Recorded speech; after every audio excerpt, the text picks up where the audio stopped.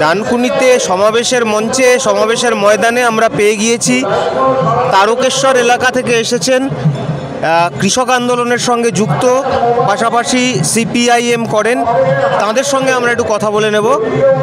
আপনি কোথা থেকে আসছেন? আমি তারকেশ্বর থেকে আসছি। আপনার নামটা? আমার নাম ভ্রমর কয়রা। আচ্ছা, তো এখানে সমাবেশকে কেন্দ্র করে এমনি কৃষকদের মধ্যে সামগ্রিকভাবে এখানে রাজ্য সম্মেলনও হচ্ছে, সেখানে কৃষক আন্দোলনের একটি গুরুত্বপূর্ণ অংশ হিসেবেও বারবার সামনে এসেছে। তো কৃষকদের মধ্যে কী অবস্থা দেখছেন?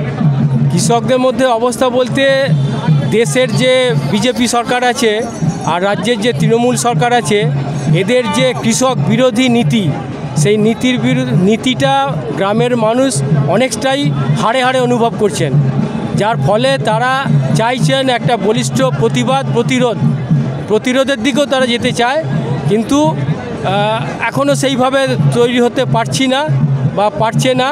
তারা কিন্তু মনের দিক থেকে অনেকটাই একটা কিছু পেলে এগিয়ে আসবার জন্য রেডি হয়ে আছে। এই হচ্ছে অবস্থাটা গ্রামের কৃষকদের মধ্যে। কারণ ফসলের দাম নেই, অথচ ফসল তৈরি করতে গেলে যে সার, ডিজেল, পেট্রোল বা পেস্টিসাইডস, এই সমস্ত জিনিস, এগুলোর আকাশচুম্বী দাম, অথচ ফসলের কোনো দামের ব্যবস্থা নেই। রাজ্য সরকারও কোনো ব্যবস্থা নেয়নি, কেন্দ্রীয় সরকারও কোনো ব্যবস্থা নেয়নি। দুজনেই কৃষক বিরোধী নীতিতে চলছে। আচ্ছা, এই যে মান্ডিগুলোর কথা মুখ্যমন্ত্রী বলেন, প্রধানমন্ত্রী বলেন কৃষকদের থেকে ধান কেনার বা ফসল কেনার কথা, বাস্তবে কি হয়, কি অবস্থা হয়? ওসব ফান্ডি হচ্ছে সব ফোরেদের ব্যাপার।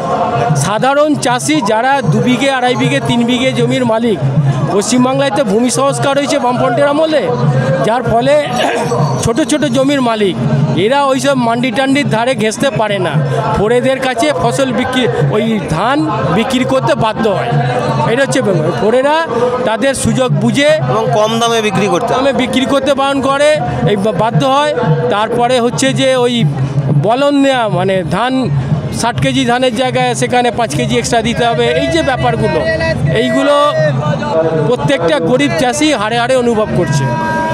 আচ্ছা, এমনি 20শে এপ্রিল ব্রিগেড প্যারেড ময়দানে কৃষক, শ্রমিক, ক্ষেতমজুর যৌথভাবে সমাবেশের ডাক দিয়েছে।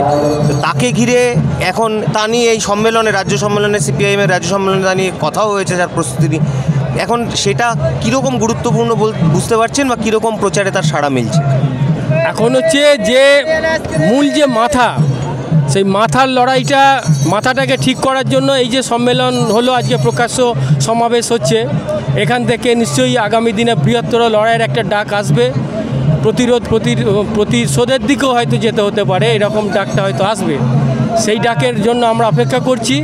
আর হচ্ছে যে 30শে যে আমাদের ব্রিগেড সমাবেশ আছে, আমরা ইতিমধ্যে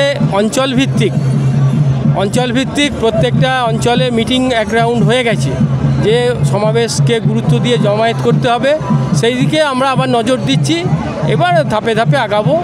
তবে হচ্ছে যে সামনে চাষের একটা মরশুম আছে, তো আলু তোলা এইসব ব্যাপারগুলো আছে। ওই সময় হয়তো কিছুদিন, সামনের কটা দিন হয়তো একটু ভাটা থাকবে, আবার ফসল উঠে গেলে তখন আবার প্রচারের ওপর গুরুত্বটা পড়বে। একটা বিষয় বারবারই দেখা যাচ্ছে যে বিভিন্ন আন্দোলন সংগঠিত হওয়ার পরে তারপরে ধর্মীয় রাজনীতি বা বিভাজনের রাজনীতি, কখনো জাত নিয়ে রাজনীতি, তা হচ্ছে সেই আন্দোলনকে ভেঙে দিচ্ছে। আপনারা কি বাস্তবে গ্রাম বাংলায় এই পরিস্থিতির মুখে পড়ছেন, বা তাকে কীভাবে মোকাবিলা করছেন? এখন আমাদের ওখানে এই জাতপাত নিয়ে খুব বেশি দাঁত ফোটাতে পারেনি, এখনও পর্যন্ত পারেনি। তবে এটা খুব ভয়ঙ্কর একটা দাঁত। এটা থেকে কৃষকদের, গরিব মানুষকে খুব সচেতন থাকতে হবে। এটা হচ্ছে ব্যাপার।